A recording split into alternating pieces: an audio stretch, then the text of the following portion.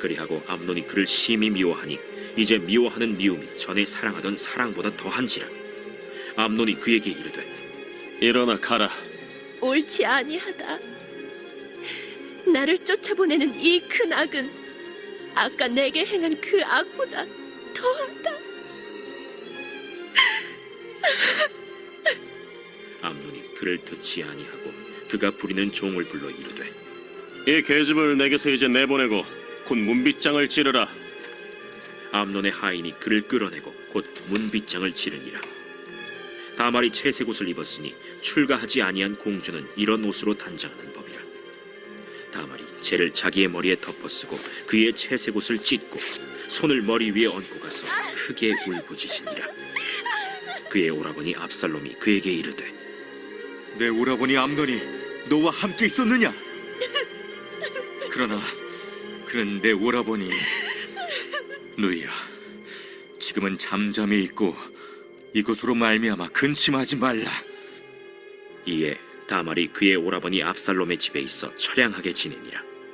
다윗 왕이 이 모든 일을 듣고 심히 노하니라. 압살롬은 암논이 그의 누이 다말을 욕되게 하였으므로 그를 미워하여 암논에 대하여 잘잘못을 압살롬이 말하지 아니하니라.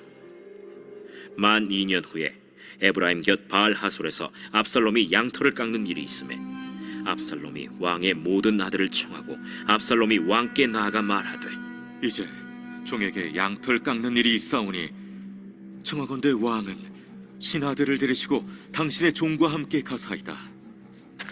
아니라 내 아들아, 이제 우리가 다 갈 것 없다. 내가 누를 끼칠까 하노라. 압살롬이 그에게 간청하였으나 그가 가지 아니하고 그에게 복을 비는지라. 압살롬이 이르되 그렇게 하지 아니하시려거든 청하건대 내 형 암논이 우리와 함께 가게 하옵소서. 그가 너와 함께 갈 것이 무엇이냐? 압살롬이 간청하매 왕이 암논과 왕의 모든 아들을 그와 함께 그에게 보내니라. 압살롬이 이미 그의 종들에게 명령하여 이르기를 너희는 이제 암논의 마음이 술로 즐거워할 때를 자세히 보다가 내가 너희에게 암논을 치라거든 그를 죽이라. 두려워하지 말라. 내가 너희에게 명령한 것이 아니냐. 너희는 담대히 용기를 내라. 압살롬의 종들이 압살롬의 명령대로 암논에게 행하매 왕의 모든 아들들이 일어나 각기 노새를 타고 도망하니라.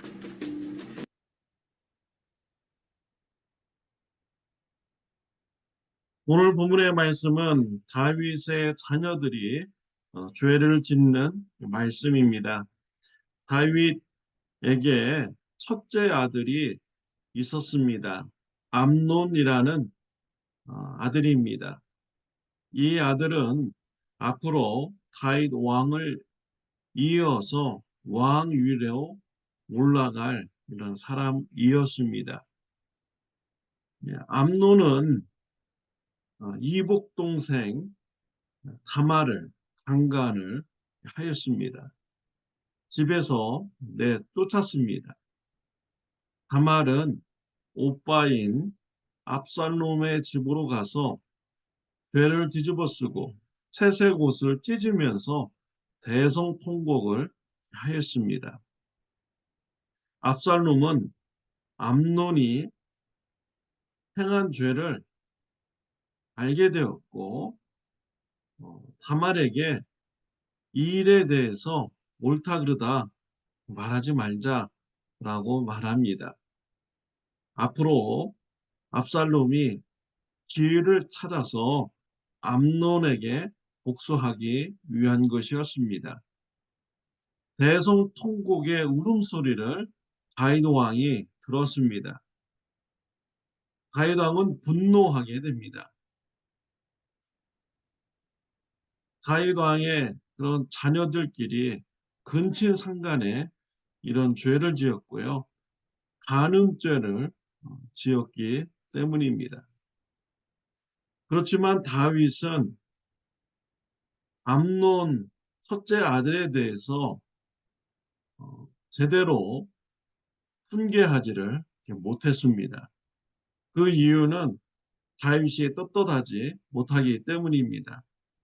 다윗이 간음죄를 지었기 때문이죠. 또한 바세바를 취하려고 자신의 간음죄를 덮으려고 그의 남편 우리아도 죽이는 살인죄를 지었기 때문에 암논에 대해서 제대로 책망하지 못했습니다.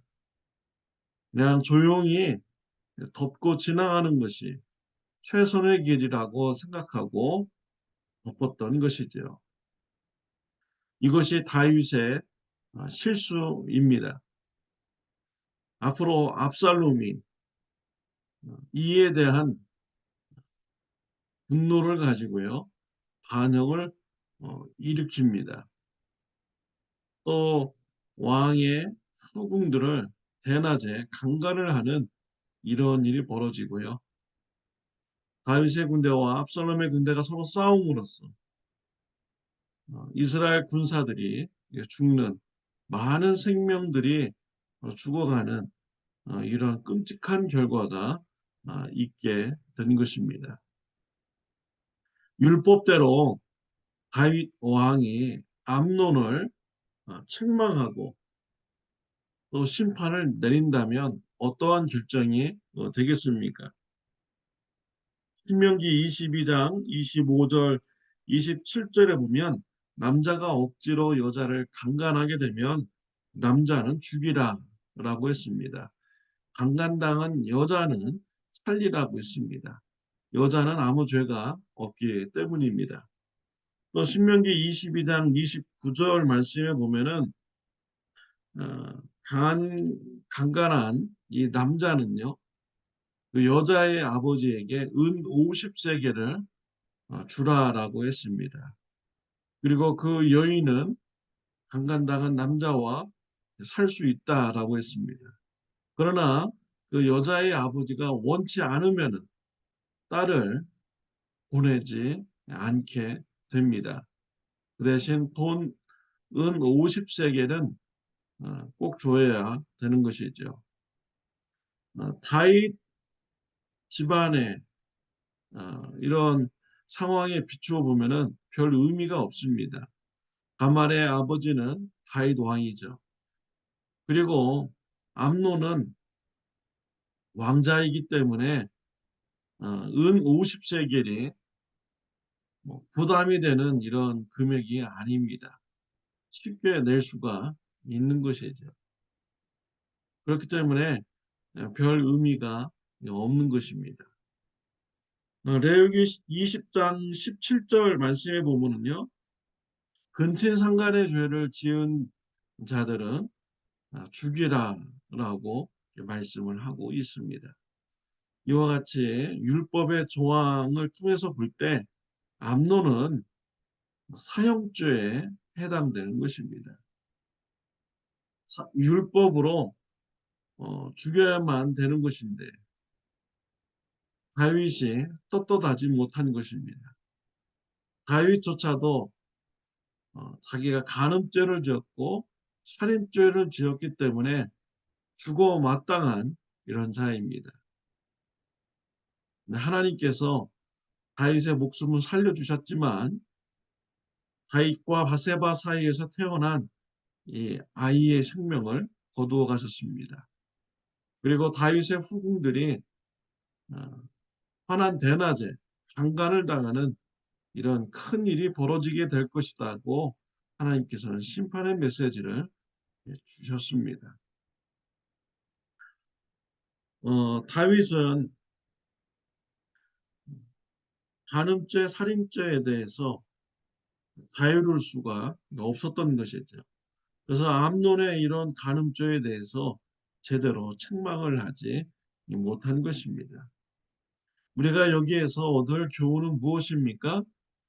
우리가 자녀들 앞에서 부끄럽지 않게 죄를 짓지 말아야 됩니다. 내가 죄를 지은 사람이라면 자녀들에게 어떻게 죄를 짓지 말라고 교훈하고 훈계할 수가 있겠습니까?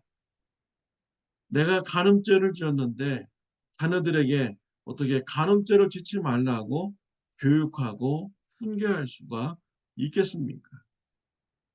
올바른 자녀로 교육하고 훈계하기 위해서는 자녀들 앞에서 죄를 짓지 않는 부모가 되어야 됩니다. 부끄럽지 않는 부모가 되어야 하는 것이죠. 또 얻을 교훈은요, 죄의 열매를 맺히기 전에 죄의 문제를 해결해야 된다는 것입니다. 압살롬은 다말에게 지금 여기에서 옳다 그러다라고 말하지 말자라고 말합니다. 압살롬이 어, 암논의 죄를 용서해서 그렇습니까? 아닌 것이죠. 앞으로 철저하게 계획을 해서 암논에게 복수할 생각으로 지금은 가만히 있는 것입니다. 어, 압살롬은요, 자신의 마음의 상처, 그리고 다말의 마음의 상처와 육체의 상처, 그것을 회복하는 일에 신경을 쓰지 않았습니다. 죄를 용서하고 자신들의 회복을 위해서 하나님 앞에 나가지기를 안 했던 것이죠. 오직 복수하겠다는 그 일념으로 시간을 보낸 것입니다. 2년 동안 철저하게 복수 계획을 세웠습니다. 2년 후에 압살롬은 다윗 왕한테 나가서 양털 깎는 잔치를 벌립니다. 다윗 왕도 참여해 주십시오 라고 간청합니다. 다윗 왕이 못 간다고 하자 왕자들이라도 보내달라고 하죠. 암논 세자도 보내달라고 합니다. 다윗 왕은 마음이 껄끄러웠지만 그래도 보내주었습니다. 다윗 왕의 성격이 우유부단한 것이 자식들 간에 살인이 일어나는 이러한 결과까지 또 가게 된 것입니다. 암논은요, 압살롬은 암논을 죽이기 위해서 장소도 미리 잘 설정을 해 놓았습니다. 가할 하솔이라는 곳에 정해 놓았습니다. 예루살렘에서 북쪽으로 22km 떨어진 이런 지역이라고 합니다. 암논을 죽이고서 북쪽으로 더 올라가면은 자신의 외가 쪽에 있는 구술이라는 이런 나라로 도망갈 수가 있는 것이죠. 암논을 죽이고서 그 후의 일까지 이 압살롬은 다 계획을 세워놓았습니다. 그리고 암논을 죽일 자도 다 미리 준비해 놓았습니다. 자신의 종들에게 술이 취하면은 암논을 죽이라라고 미리 명령까지 다 내려 놓았습니다. 압살롬은 암논을 죽이고 계획대로 외가 쪽인 구술의 나라로 가서 피하게 됩니다. 죄의 그런 문제를 해결하지 않게 되자 죄의 열매가 맺히게 된 것입니다. 죄가 이렇게 무섭습니다. 에베소서 4장 26절, 27절 말씀에 보면은 분을 내어도 죄를 짓지 말며 해가 지도록 분을 품지 말고 마귀로 틈을 타지 못하게 하라라고 했습니다. 분을 내어도 죄를 짓지 말라. 해가 지도록 분을 품지 말라. 죄의 문제를 해결하라고 에베소에서 말씀을 주고 있죠. 또 구약 성경에 보면 하나님께서는 분노하는 이런 가인에게 죄를 다스리라 라고 이렇게 말씀을 주셨습니다. 근데 가인은 죄를 다스리지 않았습니다. 결국 동생 아벨을 죽이는 이런 살인 사건이 일어나게 되었습니다. 죄의 문제를 죄의 열매가 맺히기 전에 해결하지 못하자 끔찍한 사건이 일어나게 된 것입니다. 로마서 12장 17절, 18절에 보면은 아무에게든지 악으로 악을 갚지 말고 모든 사람 앞에서 선한 일을 도모하라. 할 수 있거든 너희로서는 모든 사람으로 더불어 평화하라 라고 말씀을 주셨습니다. 할 수만 있으면 모든 사람들에게 평화의 관계를 가지라는 것입니다. 악은 악으로 갚지 말라라고 말씀하여 주셨습니다. 선하게 대하라라고 말씀해 주셨습니다. 저와 여러분들은 죄인입니다.